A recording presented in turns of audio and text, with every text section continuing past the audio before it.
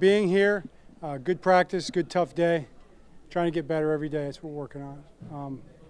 On the anniversary of 9/11, 23rd anniversary, I believe, of 9/11, just want to thank all the first responders, all the military, the families who were involved with 9/11 who lost loved ones. That day and since, which is many, many, many, many thousands of people. I want to let them know we're thinking about them and we haven't forgotten them. When I was growing up, when I was in my early 20s, I really didn't remember the assassination of John F. Kennedy. My mom and dad were big Jack and Jackie Kennedy fans. That we grew up thinking that the Kennedys were everything, you know, they were it. And they would talk about where they were that day when Jack Kennedy was assassinated in Dallas. Visited the book depository and saw how close it was, saw the whole thing, you know, on the tour, when you do the tour at the National Museum there. And learned about it because I'd heard about it. And I realized a lot of our guys in their early 20s are the same. They were kids, or they weren't born, some of them. And for them, it's kind of the same kind of a memory. So to keep that memory alive is so important. It means so much to our country, to our history. And I mean, we were game planning, getting ready for the Giants on a Tuesday morning. And Carol Cullen, who worked with our staff, came in and said, turn on the TV. Turn on the TV, and I see smoke coming out of a building. It looks like maybe a little plane hit the building. Maybe it was just some kind of plane hit a building there.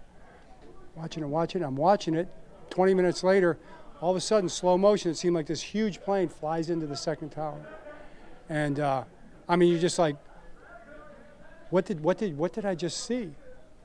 And then from there on, you know, it was chaos. Sean Landeta was down there. He was our punter. He was down there that day in Manhattan. It was the players' day off.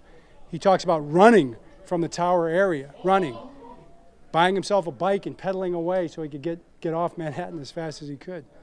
It's just one of those days that is kind of seared in our memory. So try to remember that. And for all those involved, and for all the first responders now, and all the military people now, and the police, and the firemen, and the medical, who do so much for us, please just thank them when you see them. Just thank them for what they do. Great sacrifices are made, and they risk their lives every single day. Okay, with that, what questions do you have? John, I know you get an extra few days being that Thursday. Even early in the season, is that beneficial, having those couple extra days going into a week?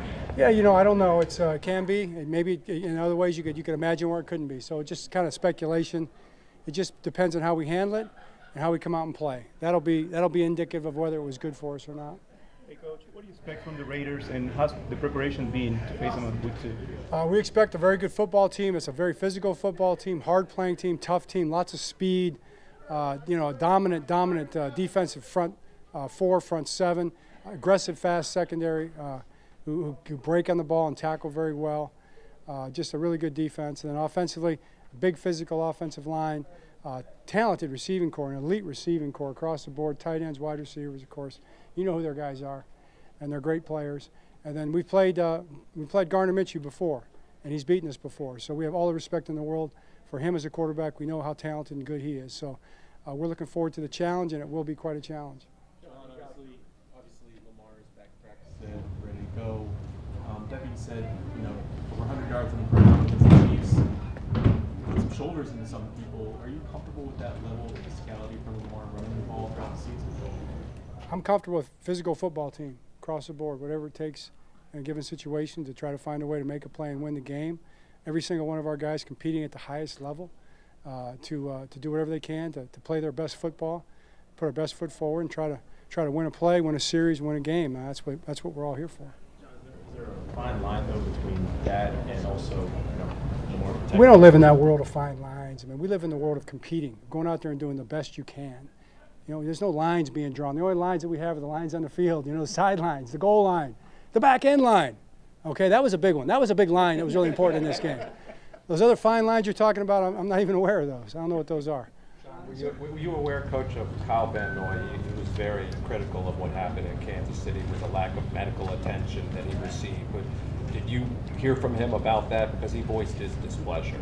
Yeah, he hasn't talked to me about that kind of stuff. That's not something I've talked to. I didn't hear the comments at all. They were sent to me. I read them, and that's about as far as I can get on it. I don't know what happened or didn't happen. Have respect for everybody involved. Have respect for the medical people everywhere in the league, of course.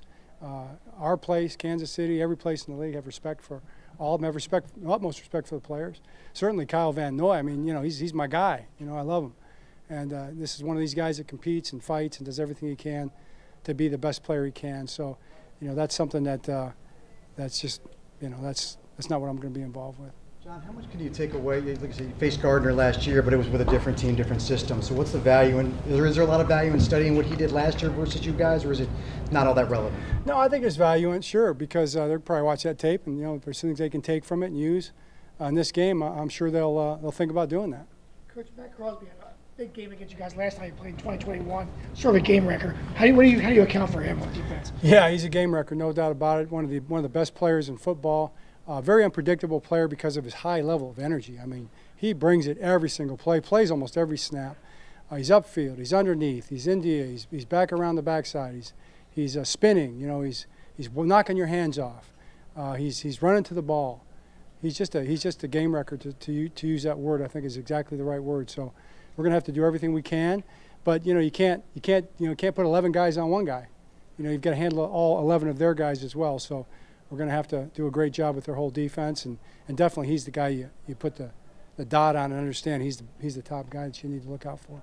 John, we didn't get a chance to ask you, how do you think Trenton Simpson did in his first start, and now what kind of growth are you looking from him week 1 to week 2? I thought Trenton played well, flew around, played good football, did a lot of things right for sure, and I think he's going to build on that, for sure. He'll build on that and keep growing as a player. Out here in practice today, he did some good things, but he did a couple of things that weren't great, and we're coaching off those things too, just like every player, so we're just trying to build everybody up as much as they can. Trenton would be the same. Young guys should make progress for sure, and that's what we're hoping for. John, since the 2022 season, Justin Tucker's 10 of 20 from 50 plus. Among those 10 misses, 4 of them field goal blocks. Is there any concern with the special teams unit, distance kicking, anything in particular about that? No, we just want to make the next kick. That's what we'll be trying to do. Make the next kick, protect the next kick, get a good snap, get a good hold, get a good kick. It's definitely one at a time type of a process. It's nothing. You can't be living in the past. You can't be living in the future. I mean, you can't even be living in whether the kick's going to go through the uprights or not if you're the kicker. If you ask Justin, he'll tell you it's a process thing. It's a process thing. You try to do everything right that play and make a good kick. And if you make a good kick, you have the best opportunity to make the kick through the uprights, and that's what all of the 11 guys out there on that play try to do. John, is that a new T-shirt with the salt and light? It is. It is. Any explanation on? Well, I think this probably tells it all. Has nothing to do with your hair, right? That's a good one. That's a good one. I like that. John, Adisa Isaac back out there today. Just how much does that help, and where's he at progress-wise? Obviously, missed a lot of time. Well, it'll help a lot when we get him back out there. I think he's making good progress. Seems like he's getting him out there to practice today was big, and we'll see how he responds tomorrow, and hopefully we can build him in here as we go. All right. Well said. Great. Thank you.